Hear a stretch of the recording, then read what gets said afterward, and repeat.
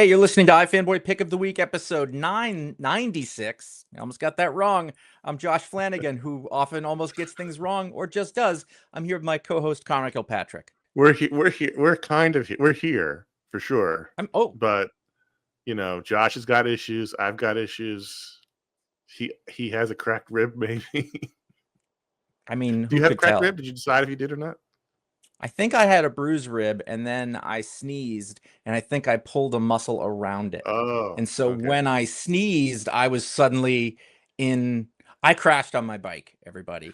I'm a 48-year-old overweight man who doesn't exercise enough. And I was with my son at a mountain bike park, and I was like, no, you can ride that. It goes just like this. And then I slid sideways down a mountain for a little while. But yeah, I think I had a bruised rib or something, but like it was a few days and I was getting better, and I literally sneezed and I was like, oh, and then like the next morning I woke up, I was dying, and I was like, I guess I have a cracked rib, I should go in. And then it's just a pulled. I'm gonna go again. That's what I know. That makes my my problem much less impactful. But I didn't have these in New York, but we have them here. The ankle biter mosquitoes, the ones that can't fly. They can only sort of jump around your feet. So right now, both of my feet, I just want to be like a monkey down there scratch, because like I've got so many tiny mosquito bites from the ankle biters around my ankles, feet, and heel that I'm just dying over here. I'd rather have my action sports injury, if I'm going to be completely honest with you. I don't. I've got a massage ball that's got all the spikes on it, and right now I'm just down here rubbing it on my feet. Yeah, that's going to work out for you. Oh, by the way, wife's out of town. Let's do the show. Care of both of my kids. It's fine. Hey, just real quick, at what point in the show do you think that I should make my comments on current political issues? I mean, I can do it now. I have very concrete, but also you're trying to get us canceled. No one can cancel us. We are self-produced. I mean, it could happen. Well, it could happen.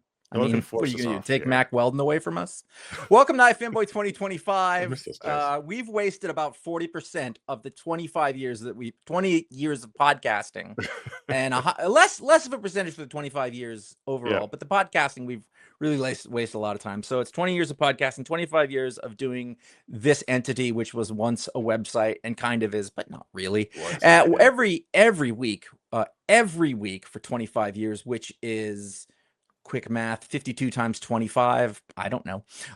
Actually, I do. Why are we doing math? Wait, it's a math show now. Okay. Wait, but the episode that we're on, 996, that doesn't include the initial 5 years of picks. No. Okay, so we're well into the 1500-ish. I can tell you. I don't have that spreadsheet. So we each read comics, and then one of us has the job to pick the best book they read this week. This is not a scientific process, although I believe we both understand it cold. Whether you do or not my issue. It's that's called like breathing at this point, right? Like you don't even think about how it just happens. It was like when we did that top 10 movie thing on the media explode. I was like, it's just the one that you feel best about. We're all like, yeah, okay, got it. Like there was no say that I just do everything like that. We will talk about the pick of the week. We will talk about the other comics we read selectively. That's how this works. And there'll be listener mail and a patron pick and patron power. It should be a fun time. I was like, hurry, we gotta go and get this done, and then I was like, I can't wait to talk to an adult human. And so we're already running late. It's my fault, which is ironic. There will be spoilers if you haven't read the books that we're talking about. Not egregious, but it could happen. That's on you. Connor, you had thank God you had the pick this week. I had the pick, and it was an interesting week because I had a lot of books, and I don't know what's happening, but it seems like every week now I'm closer to 30 than I am to 20. And I liked the books. I liked reading the books. I had a good time, but there weren't a ton that were like amazing. There were a ton that were really good. So when I finished my stack, the book that I like how I'm like making this I had no concept of what my pick would be, so I know what you're saying. Last week I was like, boom. I like how I'm ramping this up like it's a surprise when everyone either listening or watching can see the title of the show. But the pick of the week is Superman 873 or 30. And for a couple of reasons, for various reasons. One, obviously, incredible looking book from Dan Mora and Alejandro Sanchez.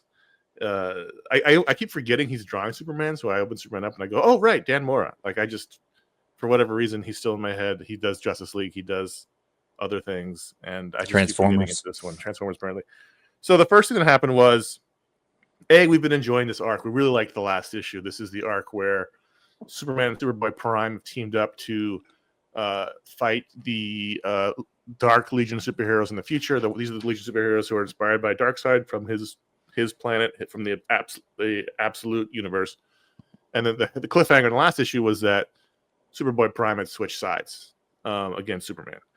And so we really enjoyed it. So I opened this up and turned to the second page, and right away, for the first time I think ever, we get Absolute Superman in a regular DC book. So there's Absolute Superman and Darkseid, and I forgot. I was like, oh, ooh. I didn't put that together. I think I thought that was Superboy Prime. I made an ooh sound when I saw that, because as we all know, these two universes are destined to collide, because the whole thing's about Darkseid. And I love that right now the whole DC universe is about combating Darkseid. How tall is this Darkseid going to be, though? Well, that's the real question. And so, as I'm reading this issue, and there's some great sequences where Superman and Booster Gold are just struggling to survive against the Dark Legion.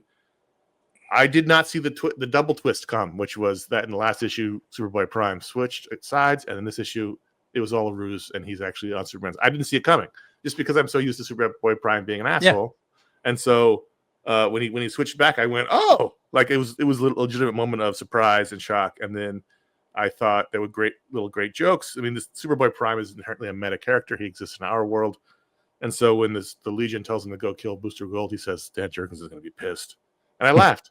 I'm an easy mark. And it just I know that I am a version of myself now where I can enjoy that, but a past version of me would have been like, this is so stupid.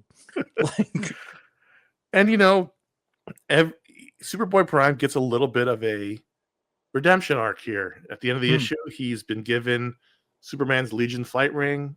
He's in the future where they're trying to sort of reclaim the Legion of Superheroes, which uses a Legion Lost name for the team he's got, which was a book a while back.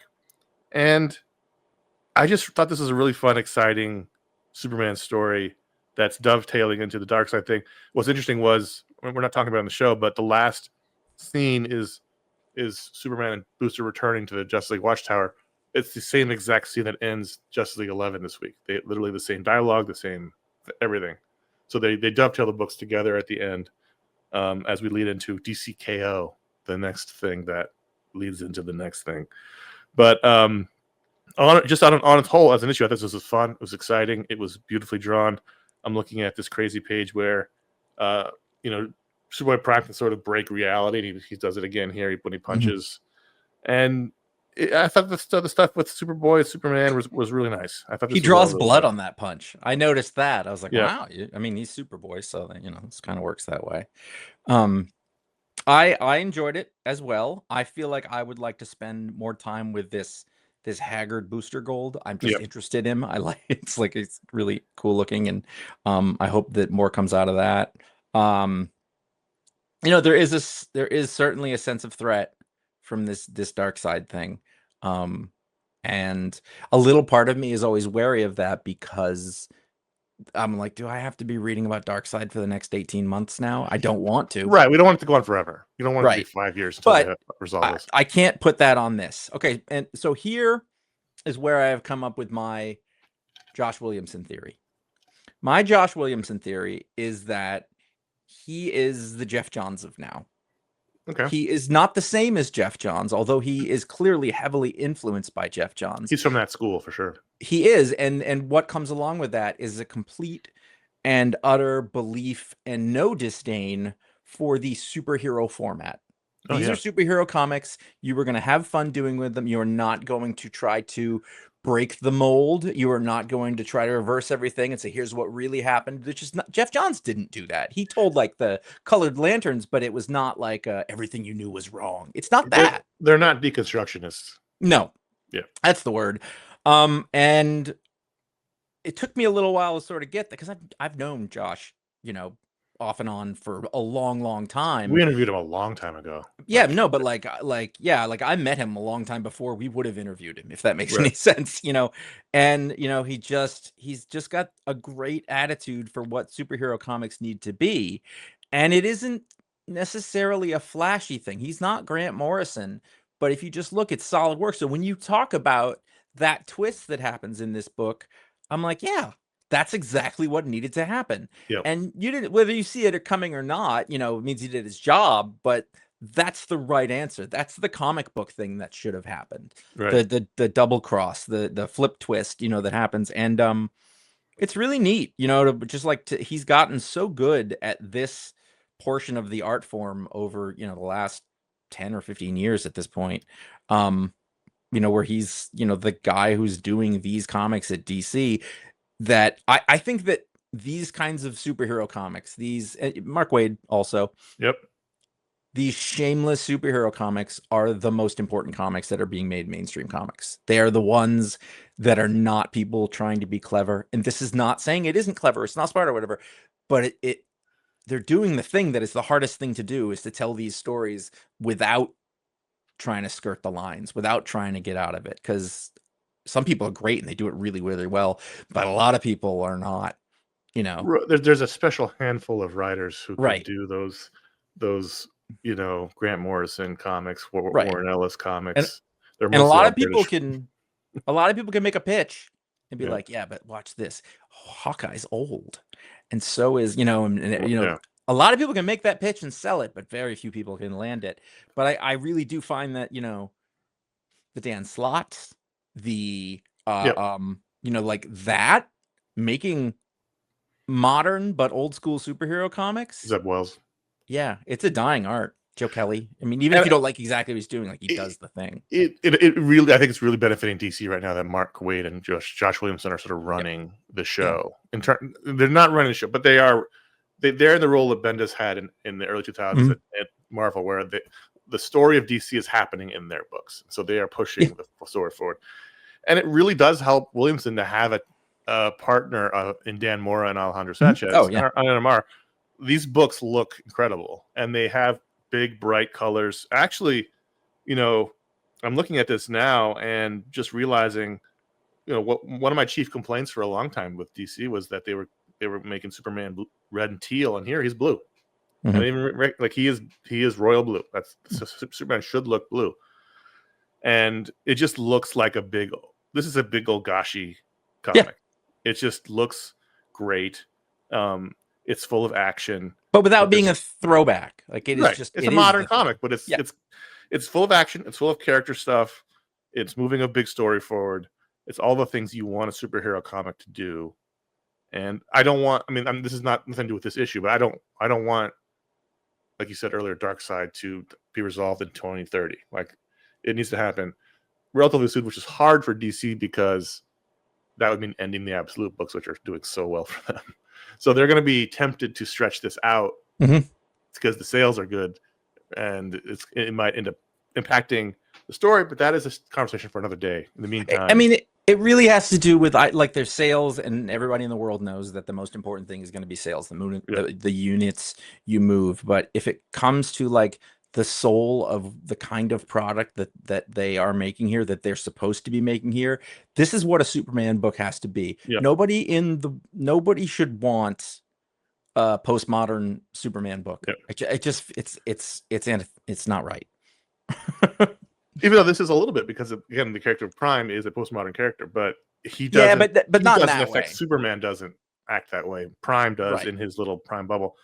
I don't know how to describe it, but just like Mitch's Pitlick or whatever. Yeah, I don't even know how to describe what I like about this, but there's a scene towards the end after they've all won the day where in the last page, Superman tosses his ring to Superboy Prime. In the next panel, he catches it in an insert panel, and then we have a close up of the ring.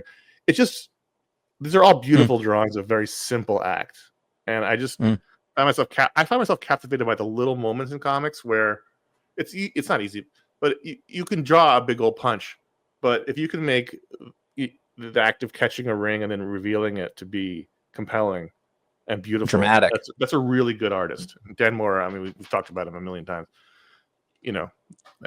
correction, down there in Costa Rica, not in Spain, as we thought, is just my favorite. I always have my favorites. Chris Salmon's my favorite. Deb Moore's my favorite. I got a lot of favorites, but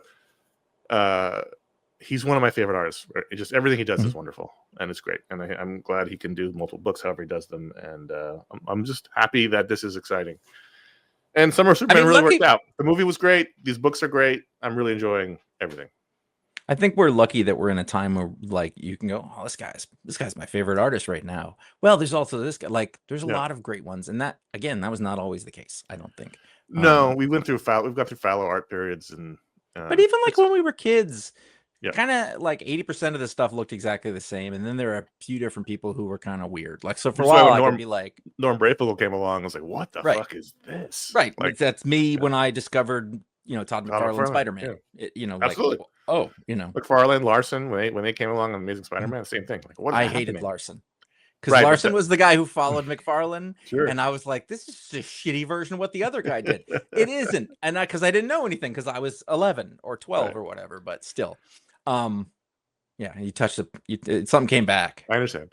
There was a moment where I was considering DC versus Vampires World War V #12, the final issue, not only of the World War V mini, but seemingly this epic saga, which started. When did DC vs. Vampires come out? A while ago. It was a long time. It was years ago because it was one of those things. I don't even remember if you were reading 2021. Yeah, so I just was like, you know what? Let me try. I think I started. I think on a lark, I started. Issue 1 was a Patron Pick. Issue 1 was a Patron Pick, so we both started it. Really? I don't know if I was on that show. Maybe not. But here's why I love this issue. Even though there were some problems with it, which I think ultimately why it wasn't the pick of the week. I think there were some storytelling issues. There was a lot of scenes where I didn't know who the hell was talking because they're all wearing like these protective suits, and Otto Schmidt's art's so chaotic in a great way. The problem with that was I didn't know who was speaking, and that's it's a problem when you're having. I lost track a little bit about who was a vampire and who wasn't. I'm like, wait a minute, is this one? No. So in this issue, the vampires and the humans have teamed up to fight the new gods. I thought it was a wonderful. This is an exercise issue. It's got to be right. Yeah. Wonderful sequence of them fighting, and Darkseid just sort of stomping because he's like 12 stories high, stomping on people, squishing people in his hands, and they finally defeat the new gods. They defeat Darkseid. They cut his head off, and there's a moment of breath.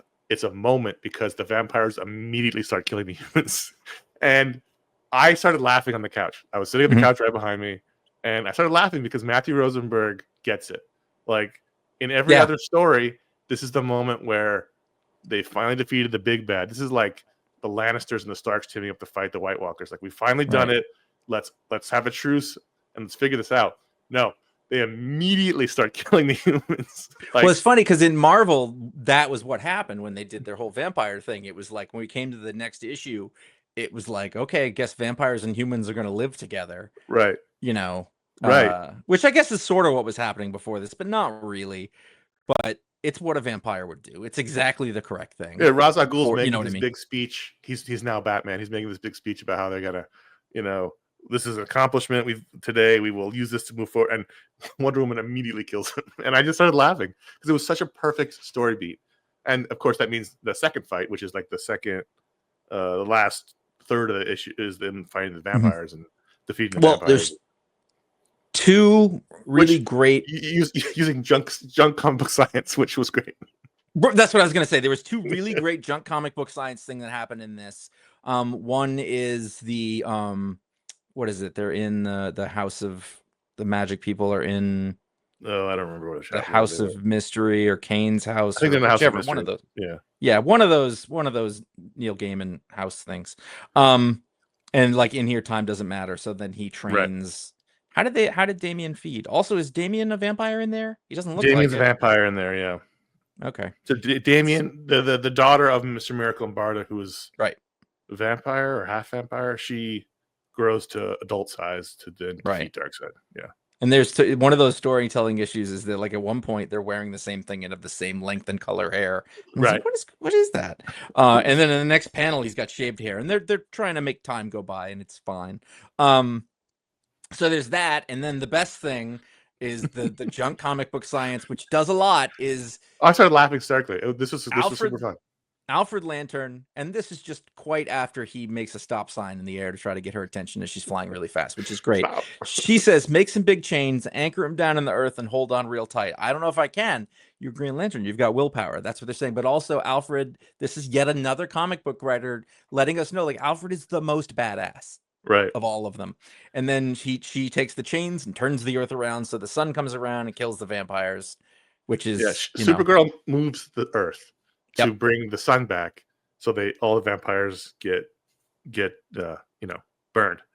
First of all, crazy junk comic science, love it. But then great scene where they're all dying, and then Oliver walks up to Diana and they have their like sort of goodbye, and then he shanks her with his knife, so he kills her before the sun can. Like, this was so well written. If there hadn't been problems in the beginning where I just didn't know what was going on, this probably would have been the pick, because it was really well done. But there's just some issues I couldn't get past. But I mean, this has got to be it, because there's no more vampires to fight, so the story's over. And this has been 4 years. I think 4 years is good. It's fine. I did like I had this feeling, and this is not what it is. So I'm not trying to. It felt like I was like, oh, it's over. Like for a second, Right. It felt like it was over too soon. But a little of that was, I don't want it to be over. And they Right. did what there was nothing else to keep it going. I was just like, oh, I gotta say goodbye. It was like and Deceased. they gave us Like that Deceased little went coda. Deceased went as Yeah. far as you could go with it. They went the same Yeah. thing here. They went to the New Gods, and I'm not complaining, because that's as far as you can go in DC. And when that was over, there's nothing left. There's no more mountains to climb. And so, there was a backup story, and I'm done speaking about the issue now. I didn't read the backup story. I saw that it was Haunted Tank. Haunted Tank, and I thought that's fun, but I didn't read it. Where they have to kind of get away with having the ghost of a rebel general from Civil War, but actually, I in didn't this, need I the don't backup story because the story ended, and this is an instance where you shouldn't have. No, that was really weird too, because it was like going back in time. It's like, no, you shot the load. It's over. It's done. You shouldn't have a backup story after the ending of the story. Yeah. So anyway, this was really fun. If you have never read for some reason DC versus Vampires, it was so good. It was up there with Deceased. Deceased is a little better. It's just a little bit epic, more of an epic feel. But they were both terrific Elseworlds DC tales. I'm sad it's over. I need a new one. I need another creative team to come up with a new great idea like this, because we basically had Deceased run into DC versus Vampires. We've had this chain of great stories going on for a long time, and I'm sad it's over a little bit. We're gonna take a quick break. We'll be back with more comic books right after this. Okay, another out of continuity disaster comic in Godzilla Destroys the Marvel Universe #3 from Jerry Duggan, Paco Medina, Javier Garron. What I found interesting about this was that we've had a lot of discussion about the nature of Godzilla. Which this sentence sounds dumb coming out of my mouth. But we've always discussed him as being a force of nature, but here the telepaths find out that he is not a force of nature. He is an evil monster. He's got dark thoughts and dark things in his head. He's not just reacting to the world around him and getting annoyed and going back in the ocean. Like, he's evil, which I've never seen before from a Godzilla story. That seemed, I was put off by that, in that I was like, but that's not it. Like, why this is basically the Hulk. Right. It's really like, he's like, if you switched this character with the Hulk, I've read the story in a way. Like, you could do it that way, because it's just like, oh, there's just unquenchable anger in there. There's nothing you can do about it. Nothing can stop him. Right. That's it. This is a 5-issue mini. We're in issue 3. The cliffhanger here is that they're going to make a giant Hulk kaiju with Pym particles, and he's going to fight Godzilla, which seems to me, I mean, I'm not the writer here, but that feels like the end of the story. I don't know how you one up giant Hulk. No, maybe they Celestials. They'll find a way, but like, there's a lot. I thought they were going to end on giant Hulk, because who else defeats Godzilla? But first of all, I think Godzilla has to win. It's called Godzilla, I think, like happened in Alien. And so like the big scary moment is, not scary, but the big shocking moment is going to be that like the Hulk gets defeated, I guess. Right. I don't know. They shouldn't, or in this, maybe like it's the red herring. Look at young, cute Banner, by the way. Look at his flowing hair and his. Well, what was great about this is that, and we talked about it before, is it is out of continuity. So you've got a really fun X-Men. This is a 90s X-Men team. Everyone's in the 90s costumes. Xavier's there in his chair, leading the team, not being an asshole. Like, it made me really miss that era of X-Men, who, quite frankly, was way more fun than the current one and the one before it. Like, Isn't there a cartoon? This is the X-Men. Like, get me these guys and get Professor Xavier back and his chair and get him back in Westchester for my taste. No helmet. I mean, Jerry Duggan's did a really good job of coming up with interesting things to have, like having Magneto turn Wolverine into like a spinning top that tunnels into his chest, Godzilla's chest. Did you pick up on the most ridiculous thing that's happened in this book so far? What? The barrel of hot sauce that they thought might have an effect on him and it made him sneeze. I thought they were going to pour it down his throat or something. I mean, he ate it, didn't he? Like, well, they chomped turned the building. They turned it into like mist, and he breathed it in. I thought they were going to like pour the hot sauce down his throat. I thought they were going to introduce Godzilla to the wonder of tacos. They threw it over there, and then Cyclops zapped it, and he breathed it in, and then he sneezed. Right. Got to say, that's not a lot of hot sauce relative, and it really did affect him. So, must have been some hot shit. Madripoor, I've never heard, but it makes total sense that Madripoor and hot sauce is the business. Well, I assume Madripoor's Southeast Asia-esque, so that makes sense. Oh, the giant playing cards from the casino, like Gambit, that was dumb. Charges up. Like this is still the right tone for the book. No, totally. And I was thinking, like, they can't think that's gonna work. Like that was your last Gambit, as it were. Oh, look at that. I'm enjoying it for various reasons, even though I'm just like, Godzilla is I don't know. It's interesting. I would have been fine if this was 3 issues. Yeah. Like I think I've had enough. I enjoyed it. It's fine. Well, I'll read the next couple, but like it's okay. I get it. It's basically been just like this issue he defeats the Avengers. This issue he defeats the X-Men. Just the action Fantastic Four until he gets till the end when everyone's been defeated. But he defeats like Dormammu. It was interesting because in the beginning, because in the last issue, Doctor Strange had sent him into the astral plane, and so it's like the first page says Godzilla wandered the astral plane for decades, and I went, holy shit! Like we're gonna have a time jump.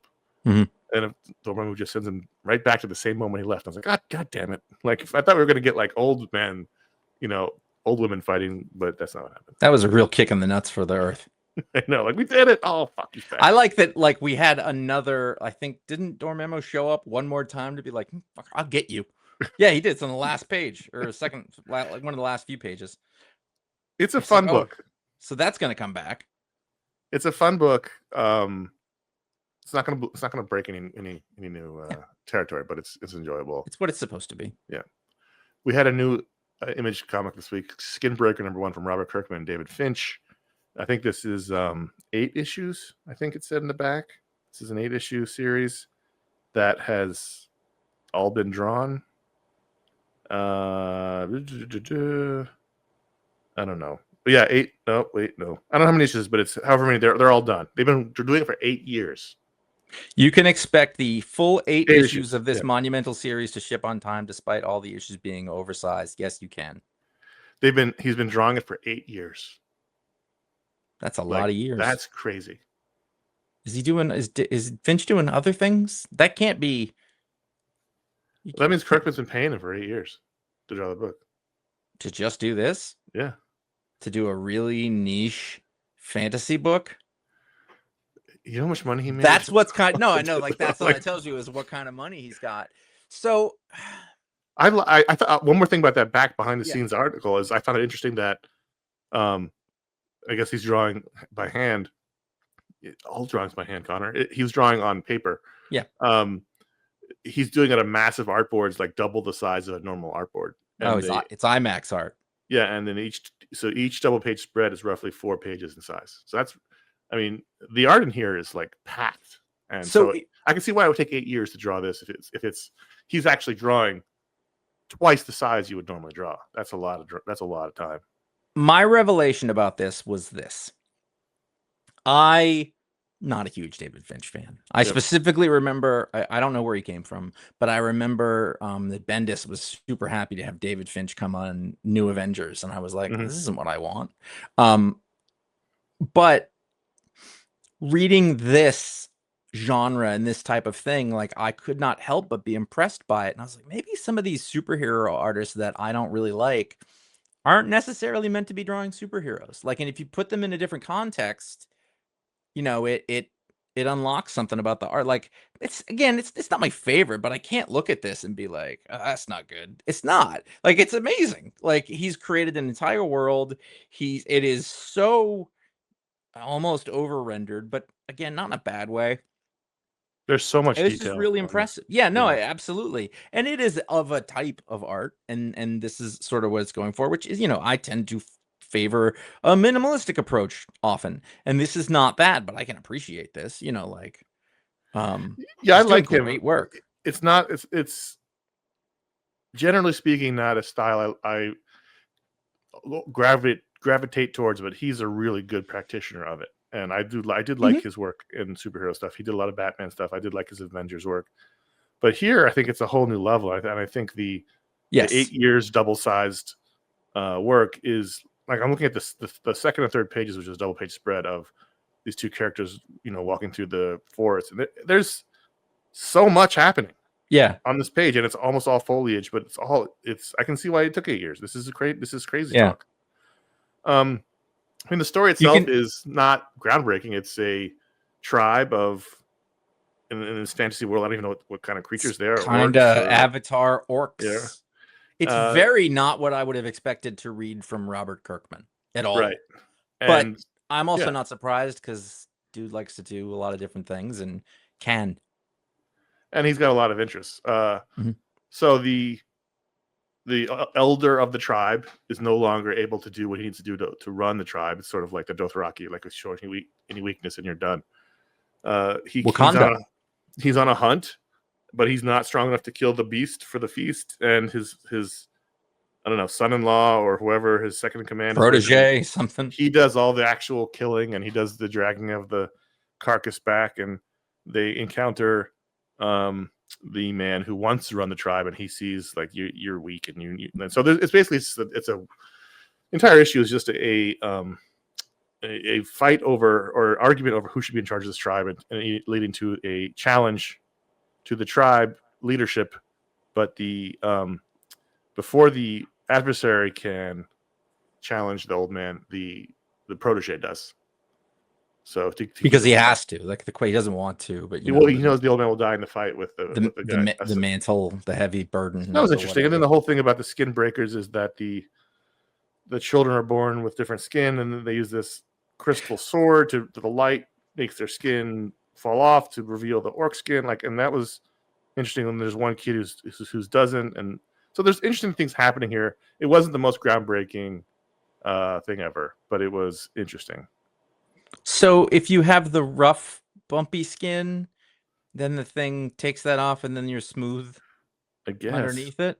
I was not clear about that. I was like, yeah, they're all smooth underneath. Yeah. I thought I was like, he doesn't look broken. I thought that, like, it would be, you know, he'd be all rough and gross afterwards. I don't know, but yeah.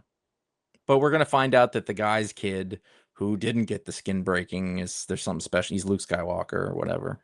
Yeah, who knows? I mean, we don't even really know what the story is unless the entire thing is about 8 issues of fighting for control of this tribe. So we don't really know if there's anything more happening than that right now. But this was more about setting the place and setting the characters and the situation. I will say, and I'm sorry, this seems like a really well done Dark Horse book. Like, it's such a weird, like, it's just a really unexpected thing. I mean, I'm not surprised Kirkman will do whatever he wants. He's done so many different kinds of book over the years, but I was like, this is so weird. It's just not what I expected. And I just love that he does these things in secret. It's one of my favorite things about him at Kirkman, is that he will break the conventions, because he can afford to, of the industry by doing entire books in secret, by taking Chris Samnee for like 4 years to do his kung fu book, And he did that with who did you do the thing that became the horror series on Cinemax or Showtime? Oh, and the artist Outcast or something like that. Yeah, and no, it's not Something like called that. that. But the artist was one of those guys, Paul something. Jean-Paul, Was one of those guys that I really liked, and he disappeared forever. And I'm like, oh, he's working on this, Well, but he'll drop books in secret. There'll be entire things we didn't know about. They'll just come out. Like, I just like that he's willing to play with the conventions of the industry. And 8 years is a long time. I mean, it's a long. What was 8 years ago? 2017. It is Outcast. Paul Azaceta. Yeah, Outcast. Yeah. That 2017. He's been working on this book since. I'll tell you, I haven't found myself missing David Finch. So he did only this for 8 years. I don't know. There wasn't like some Batman. I have no idea. I have no idea. Right. I like. He did good work.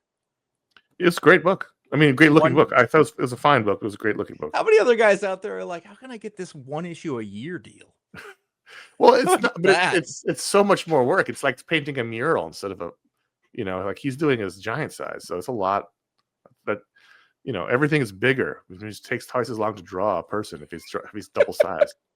I don't know that that's how it works. Yeah, it does. There's artists out there who be like, oh man, he works on big canvases. He must take more. I think it's relative to the person. You're doing a stroke. I don't know how it works. You're drawing probably all AI. You're drawing by hand. If you're drawing a head this size, if you're drawing it this size, it takes longer. Just by motion of your hand takes longer. I don't think that's a 1-to-1. I mean, like, there's little things that is those people who do the little tiny drawings, and then they take forever because they make a million tiny little marks. Then again, there's a lot of marks on this. I'm just not willing to the act of that fully. Moving the pencil for this or this is twice as long. That's twice as long to move the pencil this way and this way. But that is not the only way that you measure the time to work on something. No, but it adds time. Everything is bigger. There's literally more lines to draw, and they're bigger lines. And if you look at all the details, it's just a lot of work he's doing. I'll give you that. All right. I will tell you what, it takes more materials. Absolutely. More paper, more pencil. We'll be back in 1 minute. Okay, I had a revelation reading New History of the DC Universe number 3 that it's a week of revelations. Not a revelation, but it's just a realization that the time period this book covers, which is our time, post-crisis through like Final Crisis, or when did it end? When was the end of this? I think it was Final Crisis because I didn't understand it then, and I don't understand it now. Final Crisis is in the book. I just couldn't remember how far beyond Final Crisis this book went. The 87 Legends, Justice League International through Infinite Crisis is my favorite DC era. Like I love a lot of the eras. I read the Silver Age. I read all this stuff, but my favorite era. No, it goes beyond Final Crisis because it gets to the stuff that is not good, like, Damian Wayne and Jonathan Kent, and But you're just naming the era in which you read comics. No, I've been reading comics since 1983. I'm saying you were a little kid. I mean, if you're talking 86, for the most part, 90% of the comic books you were reading were encapsulated here. But it stops at Infinite Crisis. That era, that bookend. When was that? Like 2008, 7, 6, something like that. I was 20 years. Really hoping that this would help me understand. This goes through the Black Lanterns, so mid 2000s. When was that? Infinite Crisis was 2005. Right, but it goes through the Black Lanterns, so that would have been. It was after we had the video show, so 8, 9, 10, somewhere in there. Black Lantern Corps was 2008. Okay. Oh, that's actually not quite the last page, so I guess that's Infinite Crisis. I don't know which one's which. Oh, no, it actually ends with the Flash coming back, so that's Flash Reborn. We did that. The Final Crisis. Is that what 2008. that is? Yeah. Okay. Comes back to Flash Rebirth is the... Okay. Yeah. I had really hoped that this would help me understand all of those things that I don't think I understood when I read them, and it didn't, and I'm fine with it. Like the Yeah. crises. After the first one, I get the first one. Mhm. After that, they just don't. I don't know. Well, I mean, you only get 2 pages on Infinite Crisis here, so it's not No, I like they're know. gonna yeah. But it just made me realize this is that era from Legends through Infinite Crisis is my favorite DC era, and then once I got past Legends, and I liked Final Crisis a lot, but once I got past that, it was like, it's then we get like replacing all the heroes I like with other versions, and then we get Jonathan Kent, then we get Damian Wayne, then we get the Colored Lanterns, which is they can't break free from, and it's just like all the things that I think are a problem for me reading DC now are start coming in. It's like, Actually, some of my favorite stuff is in here. But again, Mhm. it's because this is what I read. But in here, I got Hitman. Yep. I got Starman. I got No Man's Land, No Man's Land, Gotham Central, JLA. Batgirl. Yeah, Yeah. yeah. This is the best era from 87 to 2006. I think it's pretty interesting that Manchester Black got a call out. I was surprised by that as well. Yeah. I was very surprised by that. I don't think we need to see him again, but we have. That was just my revelation. This issue covered my favorite era of Sure. these. Escape number 2, Image Comics recommender Daniel Acuna.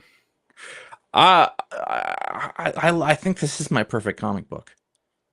I'm almost, I don't know why. I mean, I do know why. It's sort of a war story, but there's like this one is about the background of this pilot who went down in air quotes Berlin. Right. Bat Berlin. And how he was a barnstormer and he met his wife, and they were opposites, and it was just like classic romance kind of thing.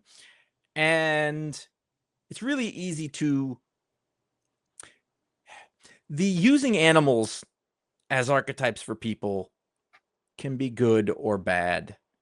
But goddamn, I love the way that Daniel Acuna draws these characters and their dog faces and the bats, like the sleek versus the I don't know what you call the dogs. And so we're watching the romantic history, and then all of a sudden, which is most of the issue, we snap back to he's one man alone in Right. Berlin. So we have an idea about what he has to lose. His character went through a lot of change in the court. Like there's the point where he's like, I'll sell everything and work for her dad. And then of course, inevitably, and you don't even expect it in how romantic that is, but he's like, I fucking hate this. We have a baby. I hate my job, whatever. And then he goes back, and what's great is that isn't the thing that breaks up them. Like they had a thing. They had a difficulty. He's dealing with something, but that doesn't change the love. That wasn't not true. But this is all the things he had to live for, and all the things that he had worked for, and everything that was valuable to him. And then you're like, he's one guy with every single bat German searching for him, and he has to go blow a thing up. He's got to go blow up a cannon. That is very detrimental to the war effort. So he's not even trying to escape's almost a misnomer. Right. He's not trying to escape. He's trying to go blow up this cannon. I mean, I assume he does that.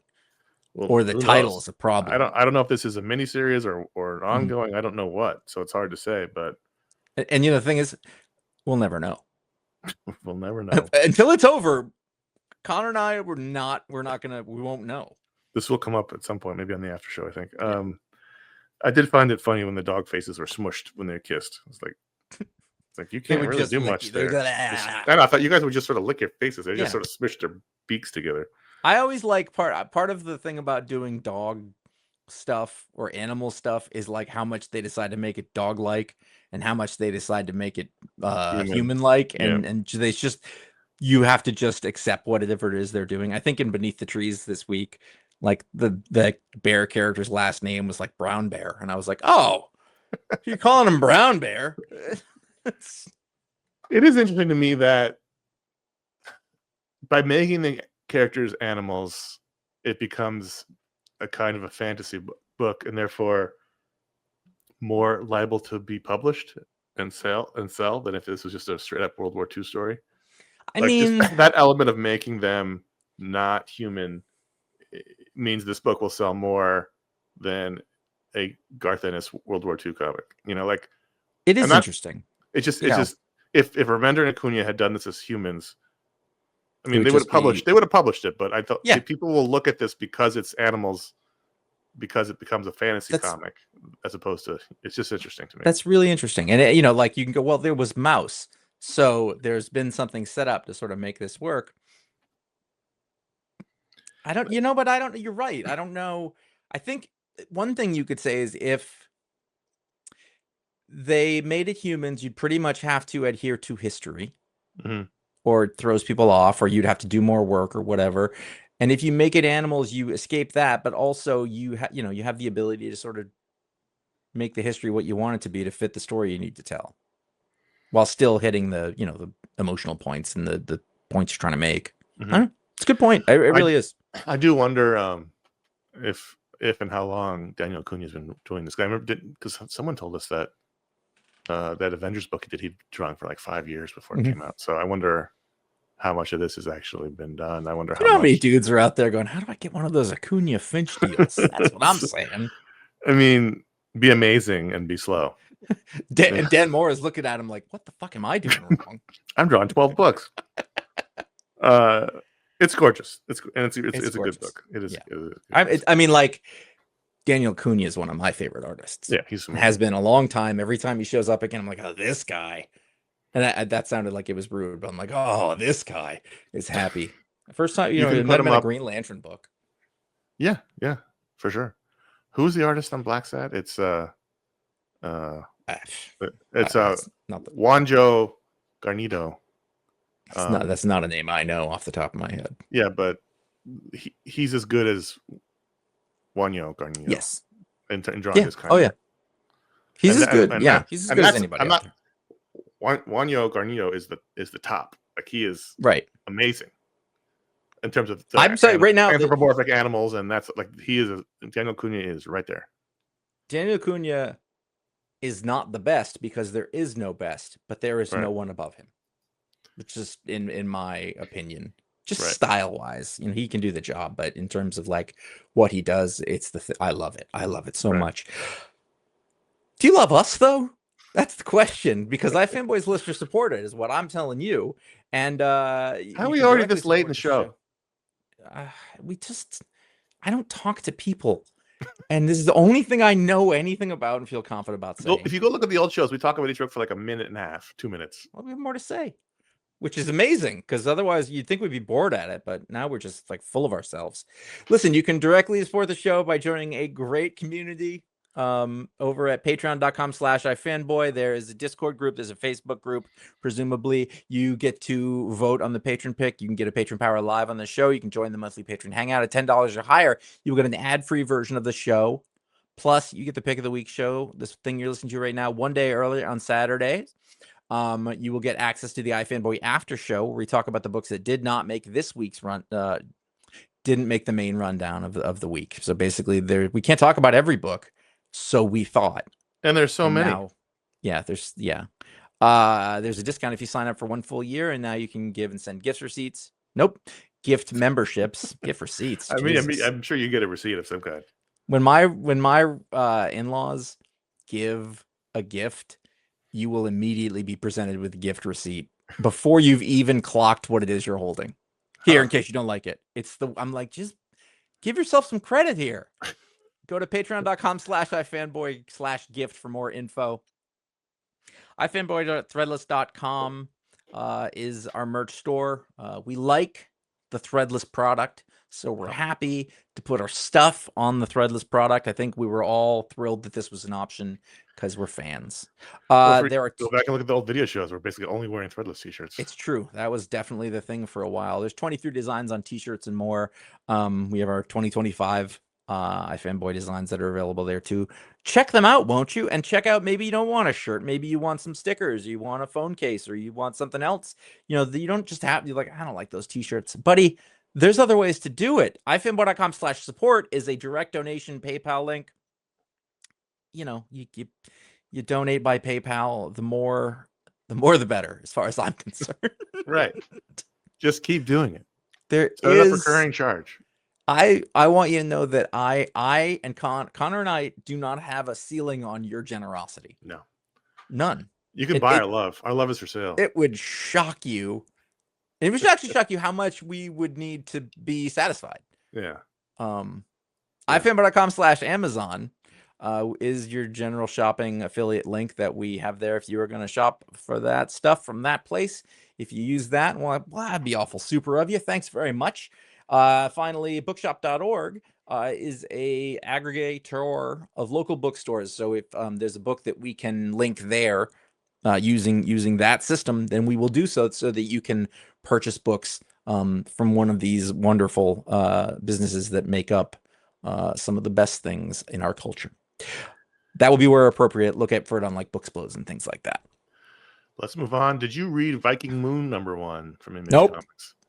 So I saw the oh, I know why, because it's Vikings werewolves, and I was like, it's Vikings and werewolves, and I thought, well, that's annoying. But then I thought, I'm not made of stone. Fair. That sounds kind of fun, and so I decided to check it out. It's a 5-issue mini, and here's the for #1, the first issue is like all Vikings. The werewolves show up at the very last page, so the first issue is just literally a Viking story of them. So we know from I was going to say ancestral records, but that's not true. From archaeological records that the Vikings made it to Newfoundland, North America, and so this is them coming to Newfoundland, and invading, and there's just a lot of Viking fighting the native tribes, the native Canadian North Americans. And so it's Vikings versus Indians essentially for this issue, basically until the very end when the werewolves show up, which is part of the culture of the tribe. So it makes sense why they're doing this. But man, the real story is Marcelo Frusin, who the name sounds familiar, but Vertigo artist from 2000s. I feel like he would have been on like Hellblazer and stuff. So fucking good, like Shades of Eduardo Riso. Like this was a great looking book. And it was just, the first issue was just, super fun, and I'm into it. 5 issues. Let's do it. It's Argentinian did Hellblazer from 99 to 2004. So that's when I started reading Hellblazer. Yeah. You should check this out. Actually, he drew the first arcs I ever read. Check this issue out. This first issue, it's all Viking and tribe battles, and it looks gorgeous and cool.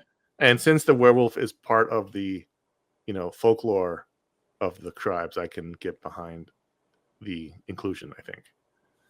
But you have a lupine. There's some word for werewolf. I'm not made of stone, like it's not my favorite thing, but like that could be worse. It could be zombies. I have moved the book into the shared folder where I extract my PDFs from. Talk about this book. I will talk about the Twilight Zone #1 from Dan Waters and Morgan Bream from IDW. Yes. Yep. I mean, I wasn't gonna not read it. Like, then again, you were like, I didn't read it, but it's one of my all-time favorite shows. It's top 10, no problem. Absolutely. I mean, like, Connor and I have the most useless degree in television and radio. Right away, it's called television and radio. So 50%. My minor was buggy making. Yeah, exactly. And the school we went to, Rod Serling. What was the deal? Did he go there? Was he just like Rod Serling was? So we went to Ithaca College in North America, but obviously in northern New York. And Rod Serling, in his post TV making career, was a professor of writing there. And so I guess he loved it because his archives are there. And so all his papers, all of his videos, his awards, there's a whole display. There was at the time in the 90s when we were there, a whole display of his Emmys and his other Peabodys and all the stuff that he had. Yeah. You can go read his stuff. So, there. If you're familiar with the Twilight Zone, it was an anthology kind of show where every week they would tell some kind of, I don't know, sci-fi. They would tell some kind of eerie story that is making some larger point about humanity. Parables. And there's parables, fables, things like this. Yep. And it's it's brilliant. I mean, it's one of those things. It's absolutely brilliant. There's so many gems. There's stuff that I still refer to constantly. I was literally talking about this And yesterday because we were talking about Robert Redford, and he did a great episode, and that led me talking about Rod Serling. I love Rod Serling. I have a yeah, lot of respect for him. There's a terrific biography that I found at a random used bookstore once that I loaned to someone yesterday. Hopefully, I get it back. But he's the last of the great TV creators who thought TV would be a social good. yes, there was In the early days of the TV, golden age of the 50s. It was in the literate 50s, they and all thought intelligent. that TV was going to be an object for social change, not knowing that we would eventually get to Honey Boo Boo and Duck Dynasty and Dr. Pimple Popper. And so he's the last of that era of people who thought this medium has a chance to make the world a better place. And then he got crushed by the business side. But I just have so much respect for him. I think he's one of the best people who's ever made Great writer. TV, and the Mhm. show is one of my top 10 shows of all time. And that's why I didn't read the comic, because I knew it was never going to live up Well, to that. right. So that's the thing. So yes, like I had that thought too. Like this is a bold move, Dan Waters. But at the same time, I'm reading all the EC stuff. There's Yep. anthologies, people. I think that I very much, we've talked about this a million times. I very much like, this is a thing that doesn't happen in comic books enough for me. True. Is the the parables, the short story, is the one and done, in and out. Tell me something fun and interesting. And so let's see, what was the story? The story was that there was a very rich person who wanted to find this everlasting life, and so he put all this money into a cure, and it turned out that the cure worked for him, but it released a bacteria that erased everybody else. So he wakes up and everybody has a blank face and they can't talk. And so, and then they stop him from going somewhere else because he's on a secluded island. Because if he does, it will blank out everybody in the world when it spreads, so he can live forever. And he looks beautiful and is healthy, but he's all alone except he's surrounded by these blank, faceless, Sounds too bald. complex for Twilight Zone. Actually, I got through it pretty quick, so it kind of worked. No, I'm just saying that It's the man who has everything. I mean, really, kind of, yeah. time enough at last, whatever, I get it. There's usually there's like 3 concepts in there that maybe it doesn't matter. I'm complaining. I didn't read the book. I have no right to complain about it. I didn't read it. It was pretty good, Not every episode of the Twilight Zone was amazing. No. So, I support whatever you're going to call it, whatever it is. If this is how you get the book out there, and I hope they have different writers. I don't necessarily want to see one guy. It's not Dan Waters. It's a different team every issue. Well, then that's a format I really like, and I would love to see it. I think is it Tom Scioli doing one of them? I don't know. I wouldn't be surprised. It's just a tough thing to replicate, I think. But whatever. I'm glad they're doing it. Yeah. Those are the books we're going to talk about at patreon.com/iFanboy. Every patron of the show gets a vote to add a book to the rundown this week. And I'm sorry, this is my fault, Josh. The patron pick is Jeff the Land Shark #4. How is this your fault? I'll get to that as soon as I tell you the creative team. Okay. Written by Kelly Thompson, art by Tokito Koro. Colors by Jim Campbell, letters by Joe Caramagna. And this is my fault because in last week's episode, talking about Deadpool Batman, there was the team up of Jeff the Land Shark and Crypto the Superdog. And I said, I don't know shit about Jeff the Land Shark. And so then the patron said, well, there's a new Jeff the Land Shark comic coming out. He will now know who Jeff the Land Shark is. That's exactly what they said on the Patreon, on the Patron Pick channel on the Discord. So this is my fault. Here we go. So what do we got here? What are your thoughts? I mean, it's not for us. I don't even know if I can make that determination because I don't know what it is. I have one of my favorite current writers writing this, and from what I can tell, it's very successful, as I see Jeff books quite regularly. I have actually read 1 or 2 of these before. There's an Infinity comic one. Yeah, but like way before that, there was some special that came out, and I was like, all right, let me just look at it because I think this is a thing. And that I suppose that's adorable. I don't remember a lot about this. I read it less than 24 hours ago. Yeah. So it seems like this series is Jeff teaming up with a different Marvel character every issue. This one was the Bloodstone woman. It looks like the last one was Wolverine, because we sort of end that story and then start the Bloodstone. What is her name? Elsa Elsa Bloodstone. Bloodstone. I want to say this. I thought the Tokachikoro art was great for what it was, the story it was telling. I thought the sort of chibi stuff versus the regular stuff, I thought it all worked really well for what they were doing with it. Like what they were trying to achieve. This is your favorite thing. I thought it worked really well. And Kelly Thompson clearly is having fun writing this. So this is what I'm about to say is no reflection on those people, Jim Campbell, Joe Campagna. I endured this comic. I didn't read it. I certainly didn't enjoy it. I endured it. It's just not for me. This is not what I'm interested in. Well, it did lead to the question, who is it for? I don't know. I'll say this every time with one of these, like, I still don't think it's kids. No, it's not kids. It's not kids. It's people younger than us who were into Pokemon and manga, and it's not us. Mm-hmm. We're too old for that. And so when it would eat the little Jeff would eat the little cube thing. Oh, he eats a stone or a crystal, and it would turn into like a chibi cartoon world, and then something else. Like I just like this is not. I have no affection for any of this.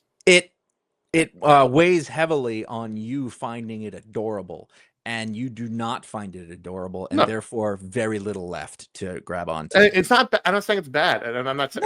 It's just not for me. I'm too old for it, and so. I would 10 years younger and I watched Pokemon and all. I would push back and say I don't think it has nearly as much to do with age as it's just not for you. No, what I mean is people 10 years younger watched all those shows this is referencing. And but there's people our age who like Pokemon. Pokemon's fucking huge. There's people who like cute is like the second most popular thing on the internet after celebrity. Oh, I get it. So people are into cute, and I can't blame them for it. But I mean, I think it spans generations. But no, there are certain people our age who love anime and manga, but we never hit that. We never got bit by that bug. We missed it, and so that's fine. But I'm saying I was never going to get bit by that bug. Sure, that wasn't a thing. It doesn't like. Well, you don't know that because people, everyone younger than us, like it's like 90% of people of a certain age group watch anime on Netflix. Everyone younger than us is into it. True, but here's what I can tell you about my kids. You might have been the 10% that weren't. This is a very case-based thing, but every parent I've ever met has agreed the same things. Both of my children are 100% the exact same person that they were when they came out of the womb. I mean, like their personalities have not changed. Right. And I have come to genuinely that you are who you are. You're that nurture affects you sort of how you go, but like that basic, what you like, what you don't, I feel like that is ingrained. And I don't know. Either way, I don't know what this was. What was your thought on it? I don't know. What? On the book? Yeah. I don't know. I don't know what. I don't know why. I literally don't have a review for you because I do not feel qualified to speak about the merits of this thing. I'm not going to tell you it's bad. I don't know if it's good. I didn't think it's bad at all. I know it wasn't speaking to me in any meaningful way. Right. In the same way that, like I'm not like my kid was like, I like this K-pop song. And I was like, okay. It is a thing. I understand that people do like it. I do not hold it against you. I don't know what it is or why I should like it, but I don't. And we used to talk about this all the time. We're not talking about it now, but I don't like something is not the same as it's bad. No. And absolutely. We talked about this all the time in the past because people, I feel like when we first started this, we were like, well, you hate it. And I was like, nope. I want big fans of Jeff to understand that we're not saying it's a bad comic. Tell you what, I'm happy that there are other kinds of comic books that A, Kelly Thompson gets to make if she wants to, and B, then Marvel gets to sell, and C, that if there's retail stores are selling books. Yep. And it's not hurting anyone. It's not bad. I'm like, I've read bad comics. I don't think you should sell bad comics. I thought the art was really good. I thought the story. The storytelling was. This is a good comic that I'm not into. That's what I'll say. It's a well done comic. It's just not my bag, and it's not a bad. There's certainly lots of bad comics. This is not one of them. It's just not my thing. And I'm honestly could have told you that from before. When that's something I was like, yeah, no. So the question really is this a good Jeff comic? I don't know. Like if you're like The a only big Jeff Jeff, comic I know. we're gonna just guess. Like if you're like a Jeff person, like oh man, I've been reading Jeff since 2-1, and You're a Jeff you know head. I'm a Jeff head. I'm like one of those My Little Pony bros. What were those called? Brony. Bronies. There you go. Yeah. Like, Jeff the Land did Shark. they read this series and be like, this is the culmination of everything I've ever wanted? Or did they say, like, it's not like the early stuff? And that's, I Okay. feel, the only thing that I can rate it on. So I could give what's this a interesting? 5. So what's I don't know. interesting is Jeff's first appearance was in a book we did read, West Coast Avengers, that Kelly Thompson wrote. Jeff appeared in West remember Coast that. Avengers number 6 in 2018. That was a cameo, and then a full appearance in the next issue, 2000 number 7. It's a pizza dog situation. It's something, I don't know. It was something to do with I don't know. But Jeff's been around for a while. I don't know. I do very much like using incredibly plain basic names on things. Every animal, if it was up to me, and it isn't, every animal I ever had would be like Dave and Well, Stuart. your dog was technically named George. Yeah, he was like that kind of thing. I will say this: the Infinity comic is up to 50 issues. I mean, they're paying people to do it, so yeah. And there's been lots of non-Infinity comics. They come out pretty regularly. Yeah, good for Kelly Thompson. You know, hope she gets a piece of that Jeff money. All right, we have to stop. We're already so far over. We haven't even got the emails yet. So ratings on Jeff the Land Shark, number 4. Ratings out of 5. Fuck it, 5. Oh, shit. I don't know. Benefit of the doubt. I mean, can I abstain? That's what I wanted to do, but I didn't, so I may as well be nice. 5. Fucking 5. Whatever. I'm just gonna go my 2.5. This is a comic. Like, it was a good comic, but it wasn't for me. So it's 2.5. Those both of those ratings have the exact same value, which is none. And so the next 2 questions are gonna be easy. Would you have read this if it hadn't been the Patron pick? No. And are you reading? I have intentionally read a Jeff book before to check it out. And will you be reading Jeff the Land Shark number 5? It's I'm not saying it's impossible, but it's extremely unlikely. I did like that it was number 4, that we were in the middle of an arc. I agree. I liked that bit, that it wasn't reading another like introductory issue. Say, and I wasn't lost, which no, not at all. Not because of that. Like, it's a 5. Patreon.com/iFanboy. Every patron of the show gets to vote that a book to the rundown. But if you give the $5 or higher level, you get a superpower live on the show, like Christopher Janusch. Christopher's power, which eagle-eyed viewers on YouTube will see the moment about 10 minutes when I remembered I had to have a power and my eyes bugged out. Christopher Janusch can in the palm of his hands create a little flame, like a little 6-inch flame on each palm, which is great for light. It's great for lighting cigarettes or marshmallows. Like, he can, stick it in your face, that'll burn you. Like a little bit of offensive action, a little bit of ambiance. Can he burn himself? No, his palms are not burnable. No, his palm, but if he holds it up like his face, does he burn himself? He could burn himself. Okay, I like not that. his palms. His palms are fire resistant. Does he sleep with oven mitts? So, it's a useful power. It's he can. Power goes out. He's no problem. Jeff. No, not Jeff. Listen, Jeff. The power is not going to. It's not going to set the world on fire. But he's not. Thank you. If he loses his electricity, Christopher's got the light to see. Like, he's good. He's fine. Being a dad who does home things and outdoor stuff, one of the questions that I immediately have was: we talking about like a blue butane flame, or like maybe if enough practice, enough wood flame, like an orangish, enough like meditation and real deep inner thought, he can learn to channel the flames in different intensities. Okay, so he could get himself to like the super bright white magnesium flame. Not at the moment, though. Or... He's not. He's very much in the beginning stages of the powers. Oh, so. We're putting him in a continuity now. What I'm saying is, when he trains enough, he goes to Nanda Parbat or wherever. Greek fire. You do that. He does a lot of meditation. He does a lot. He interfaces with the third eye. After some time in walks on the coals, as it were. Yes, with his hands. I gotta say, I've impressed myself on how many types of flames I knew about. Well, you've got a lot of burning to do in New Hampshire, apparently.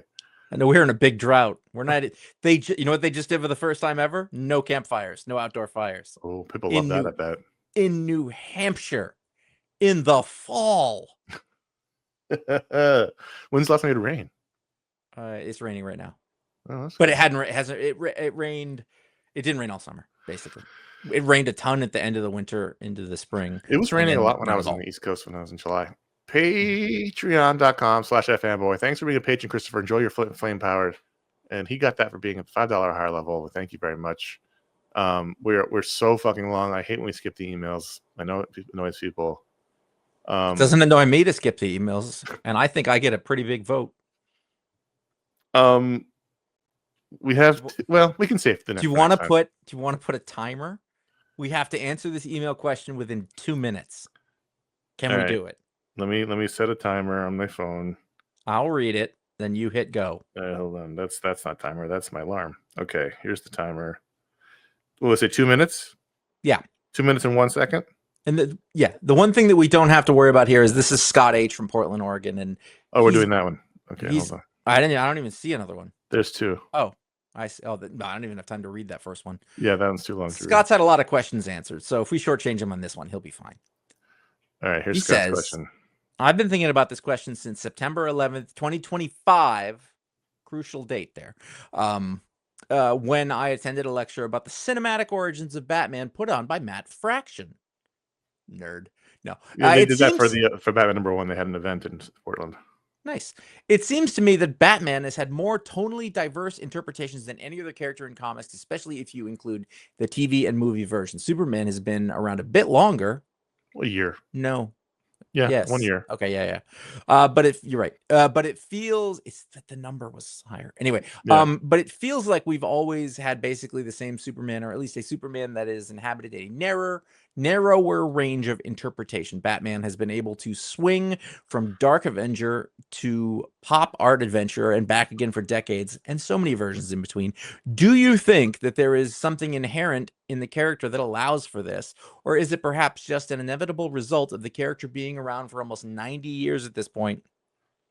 Or am I crazier than the Joker? And start. All right, so I go back and forth on this. I think there is something inherent in Batman that makes him malleable. However, I think that probably any character could maybe do this. I think the Batman at 66 show does a lot of heavy lifting here, right? Because of that show, everyone's like, well, Batman can be anything. He can be silly. But I think if you took out Batman and put in Superman and it was the same show, I think we'd be saying Superman can work in any kind of thing. It just so happens they did it with Batman. I think you're right. I think that Batman was one of the biggest characters with whom they did that. Right. They were like, let's do it like this. And then that worked. So all of a sudden the door is open to do that with at least this character forever. And not everybody's going to necessarily try that. Archie. I mean, but it's, For Archie, Riverdale was incredibly strange and serious for a while. And it doesn't have the same, it's just I just think that they successfully did it with Batman, and so Batman has now the reputation. Only it's like self-fulfilling prophecy. And it's acceptable because they did it. It's been done. Whereas, literally, if you took that show, I mean, look, Wonder Woman's TV show was very, very different than Wonder Woman's movie, but the show wasn't silly intentionally. But she could. I think you could have done a silly Wonder Woman show. You could have done a silly Superman show. You could have done a silly Daredevil show. You could have done a silly Captain America show. They just did it really well and successfully, and so now Batman's the reputation. That's what I think. It also helps that Batman's extremely, extremely, extremely popular. Yeah. So when he does it, you notice it. There's other characters that might do that with, but they're not as popular. It's like Wonder Woman's not as popular, so it's not the same thing. It's just I used to think that was something inherent in Batman. I don't think that anymore. Now I think it's they just did it, and that's what happened. It could have been anyone. I think that's true. I mean, they've done. Yeah, I just think because it was really done well and popular that it now has the reputation of being working, and he does work in anything because I think any And character works in any the situation. bigger question is, what is it about Batman that makes him so popular after all of these years? Which is Well, an answer for another time. For next time, maybe someone else can send that question in. Because that's the real mystery, I Yeah. think. Well, I think it's our thirst for vengeance or justice. Thanks for Yeah. writing in, Scott. And Batwatusi. We want to hear from you. Contact at iFanboy.com is how you can get in the show. For our media split, put media split in the subject line. Let's plug some stuff and then get out of here because we have to do the after show and then Josh has to put his kids to bed. 2 weeks ago, we had our media split show. We talked about the top 10 movies of all time. I did mine. Josh did his. Ron did his. Interesting conversation. We enjoyed it. Check it out in the feed. Sometime coming in October, since we are now knocking on the door of October, Josh's September talk split will happen at some point. Hopefully. Listen, I had several yeses for next year. That's where we were. 2026 is booked. I have 3 amazing guests who said next year. So that's hilarious. Take that.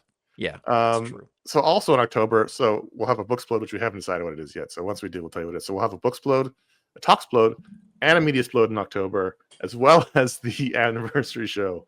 I don't know how that's going to work. Speaking of anniversary shows, in 4 weeks, Pick the Week episode 1000 will be happening. We'll be streaming the show live October 24th at 9 p.m. Eastern, 6 Pacific on youtube.com/iFanboy. That's when the show starts. We'll probably start this live stream around 8:30 Eastern, 5:30 Pacific, just to let everyone get in so that at 6 p.m., 9 p.m., the show will start. We'll talk about the pick of the week, the patron pick, and then we'll be answering all your emails that you send. Oh, not all of them. We'll be answering your emails that you send in for as long as we can take it, as long as we can stand up or sit down. We'll have special guests. There's 8 people joining Josh and I in the show. 8 exciting guests throughout the night. Not all at once. That'd be a disaster. They'll be coming and going throughout the night. You can probably guess who some of them are, but some of them are going to be exciting surprises. Send your email to contact at ifanboy.com. Put 1000 in the subject line. Ask us anything, behind the scenes questions, stuff you've always wanted to know. This might be the show we finally answered the questions we've been refusing to answer. We've got a lot of great emails, but you can keep them coming. We'd like to have as many as possible. We'd like to have a big bag to pull from. Again, ask us anything. Behind the scenes, history, the show, about comics, about characters, about the business. So we look forward to it. I'm excited for it. It's coming faster than we think. Meanwhile, find our library of a whole lot of shows over at fanboy.com or wherever podcasts are sold. Never miss a show. Find out what the pick of the week is before the show comes out by following us at iFanboy Comics on Instagram and Threads, iFanboy.com at Blue Sky. Individually, we are CS Kilpatrick on Instagram and Jay Flanagan on Instagram.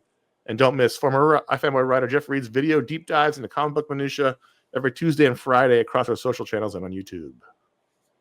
When I'm doing that, do you just totally fuzz out and go to a different Yes. place and then remember several times that you're on the show? Correct. I've also closed the script many times and oh shit, and reopened it. Yeah. Please consider leaving this show or any of our shows, but it's all the same show because it's the same feed, whatever. A review or leave a star rating or wherever you get your podcasts. So if it's Apple Podcasts or Spotify, or if you do Pocket Casts, then with that one, you need to wait a few episodes and be subscribed. Whatever it is, if you can do that, that's really helpful to us and we appreciate it. Subscribe to youtube.com/iFanboy. You will watch a video version of this show. And Jeff, yeah, you can watch it. That's the option there, is in all of our special edition shows. The next line is Jeff, but it's Jeff Reed. Jeff Reed's comic. I was very confused. I think it was Jeff Reed who started the Jeff conversation on Discord. That would make sense. Yeah. Jeff Reed Red. He does comic book deep dive videos. He has little shorty videos where he finds some weird stuff in comics. I mean, like Crypto's nipples. That was what just happened. So I don't know if that sounds good to you. Like, by the way, I said Crypto's nipples and that sounded like a dirty thing. And like, that's so not Jeff Reed. I'm guessing it's not Shark Jeff. There was a video about Crypto getting turned into a cow who got milked. So technically speaking, yes. Someday there is going to be like an not all ages, like an 18 up Jeff comic. That's coming. You can also find over there at iFanboy. YouTube.com/iFanboy, all of our old video shows we did from 2007 to 2012, which used to seem so far away. Finally, you can join us on the iFanboy after show if you are a patron at $10 or higher level, where it'll be just like this, except we'll be talking about books we didn't want to talk about and for longer than we wanted to, but we'll also be like looking at our watches. It's that. Yeah. This show got away So from us. that's patreon.com/iFanboy. This one got away from us. I've forgotten I'm quite significantly injured. How's your rib doing? It's not bad. I took the ibuprofen about an hour before we started, so just kicking in. Good. Side note: not supposed to take ibuprofen after I had an ulcer, but needs must. All right. Just in case you were like, "Well, they talk about being old too much." Well, take that one, buddy. Well, we might be back next week, depending on how things go. Until then, I'm Connor. I'm Josh. It was never confirmed as an ulcer, but